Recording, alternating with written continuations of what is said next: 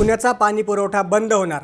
तब्बल 933 कोटींची थकबाकी न भरल्यानं पुण्याचं पाणी बंद होण्याची शक्यता आहे। नक्की काय आहे बातमी सांगतो, पण त्याआधी थोडक्यातला नक्की फॉलो करा, कारण अशा प्रकारच्या अपडेट सर्वात आधी आम्हीच तुम्हाला सांगतो। पुणे शहरावर पाणी कपातीचं मोठं संकट ओढावलंय।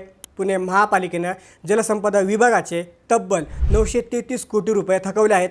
विशेष म्हणजे शहराचा यंदाचा मंजूर पाणी कोटा पुढच्या फक्त 12 दिवसांमध्ये संपणार आहे।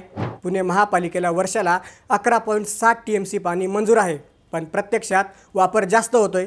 नियमापेक्षा जास्त पाणी वापरल्यास 3 पट दंड आकारला जातो। 2016 पासूनची दंडाची रक्कम आता 933 कोटींवर गेली आहे। महापालिका दरमहा फक्त 10 कोटी रुपये भरते, जे जलसंपदा विभागाला मान्य नाही। जलसंपदा विभागाने आता निर्वाणीचा इशारा दिलाय, थकबाकी भरा अन्यथा पाणी पुरवठा खंडित करू। जर 12 दिवसात कोटा संपला आणि पैसे भरले नाहीत तर खडकवासला धरणातून पाणी उचलणं बंद होऊ शकतं। आता पालिका प्रशासन काय पाऊल उचलतं आणि पुणेकरांची तहान कशी भागते याकडे सर्वांचं लक्ष लागलंय। तुम्हाला काय वाटतं? पालिकेच्या या कारभारावर तुमची प्रतिक्रिया कमेंटमध्ये नक्की सांगा आणि हा व्हिडिओ तुमच्या सर्व पुणेकर मित्रांना शेअर करा। बातमी म्हणजे थोडक्यात।